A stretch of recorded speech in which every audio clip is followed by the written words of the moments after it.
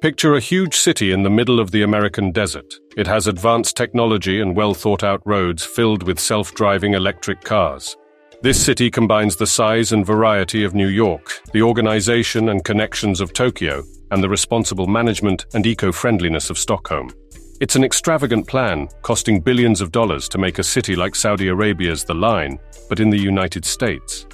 Today, we'll explore Telosa, a future city that's being called America's answer to The Line, with its grand vision for a modern and sustainable urban space. Telosa is not just any city, it's a carefully planned community that's aiming to be more than just a city. It's striving to be a brand new way of living together. Think of it like a giant project, kind of like how Saudi Arabia is building NEOM, to tackle big problems we face today, like too many people, pollution, and the changing climate. These future cities, including Telosa, want to change how we make a city from the ground up. They're focused on making sure it's a good place for everyone to live, sustainable, strong, welcoming, and fair for all the people who call it home. The name Telosa comes from an old Greek word, telos, which means the greatest purpose. A super rich guy named Mark Laura, who used to be in charge of Walmart, came up with this idea. He introduced Telosa to the public back in September 2001 and set a big goal: to make a city that's a guide for the future. Law wants Telosa to be an example, showing how we can all live together in a way that's fair and good for the planet. Leading the planning of Telosa is the famous Danish architect Bjarke Ingels, known for his work on a smart city project in Japan for Toyota. The main idea behind Telosa, as explained by Laura, is to build a city that prioritizes the needs of its people. Currently, more than half of the world's population lives in cities, and this is expected to increase to 70% by 2050. Cities have become hubs for education, research, and economic opportunities, but the benefits of this growth are not evenly distributed. Law and Telosa aim to address the growing wealth gap by creating a city that offers equal opportunities for everyone, regardless of their socio-economic or cultural background. The key concept driving this vision is equitism, an economic system designed to ensure that the community directly benefits from the city's growth. In this system, Telosa owns all the city's land, but citizens have the freedom to build and sell homes on that land. As the city expands, land values are expected to increase, and the generated funds will be reinvested in public services, transportation, education, and healthcare.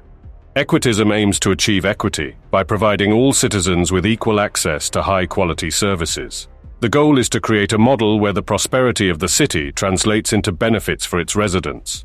This innovative approach challenges the traditional city development model by placing the community at the center of growth and ensuring that economic gains are shared among all residents. Telosa's commitment to equity extends beyond economic considerations. It also encompasses social and cultural factors. The people behind Telosa are thinking of putting their city in the American West, in places like Nevada, Utah, Idaho, Arizona, or Texas. They're also thinking about somewhere around the Appalachian region in the east. But why the desert? Well, one big reason is that there's a lot of cheap land there, just waiting to be used. The plan is to use the money the land makes as the city grows to pay for things the city needs. Sure, the land might be cheap, but making a big city in the desert isn't exactly a piece of cake. Saudi Arabia tried it with NEOM and The Line, and they're having some problems. First off, they're behind schedule. It turns out that building on empty desert land means you need places for the workers and their tools, and the weather is no joke. It's hot, and there's not much water. Making a whole city from scratch in a tough place like that takes a lot of energy. Now, Telosa is aiming to get some of its buildings done by 2020, and do even more by 2025. But they've got to watch out for the same issues as NEOM and The Line: the heat, the water problem, and the energy needed to build a place where nothing was before. It's not a walk in the park. So, while cheap land might sound good, there's a lot more to think about when you're making a city in the middle of the desert. Telosa's got big plans, but they'll need to be ready for the challenges that come with turning an empty space into a bustling city. Telosa is going to be powered by clean energy, like sunlight and wind. They will put special cells on the roofs of buildings to catch the sun's energy, and there will be wind turbines around the edges of the city to make even more power. The city is designed to make more electricity than it needs, so it won't have to depend on other places for power. In the middle of Telosa, there will be a really tall building called the Equitism Tower. This tower will be the city's tallest building and a famous symbol. Inside, there will be a place where people can look out at the city, a system to store water up high, and farms that grow food using a special method called aeroponics. When they planned Telosa, they also thought about how people would get around. They wanted everyone to be able to reach important places like work, school, parks, stores, and restaurants within just 15 minutes. Unlike another city called The Line, which is only for people walking and using public transportation, Telosa will have different ways to get around, like carefully planned public transportation and self-driving electric cars. They are going to use a special idea called superblock, which means that the busier roads will be on the edges of a block, and the quieter streets in the middle will be for bikes and slow electric cars. This way, people can move easily between different areas, and homes won't be too close to noisy streets. Telosa is designed to be a comfortable and sustainable place to live, using clean energy and smart planning.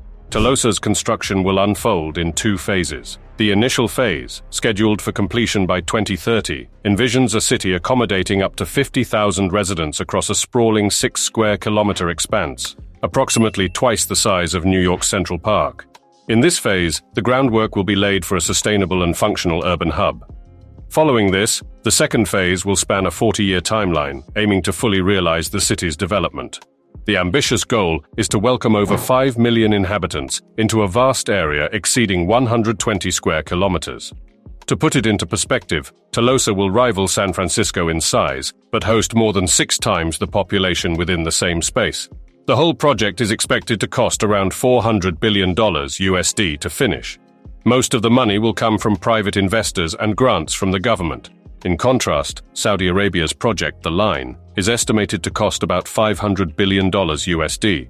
Unlike Telosa, The Line is entirely funded by Saudi Arabia's sovereign wealth fund, and in turn, the government. Telosa, led by Mark Law and his team, has a grand vision for the future. However, one of their biggest challenges is getting enough money to build their planned city. Convincing both the government and private investors to invest billions of dollars in a vision that may not fully happen is no easy task.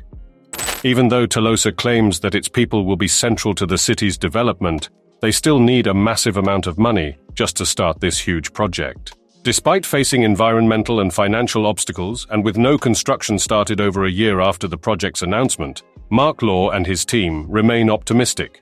They are determined to make their vision of the most sustainable and inclusive city in the world a reality by 2030. Comparing Telosa to NEOM, one might wonder what Telosa could do differently. The key may lie in its emphasis on people, promising that they will be at the heart of the city's development.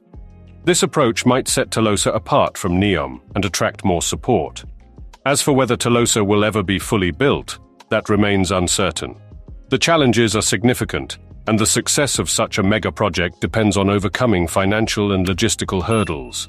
The optimism of Mark Law and his team is commendable, but only time will tell if Telosa can turn its ambitious vision into a thriving reality. If you're interested in learning more about Saudi Arabia's The Line, a project that has recently begun construction, check out our video on it. Thank you for watching, and we look forward to your thoughts in the comments below. Stay tuned for our next video.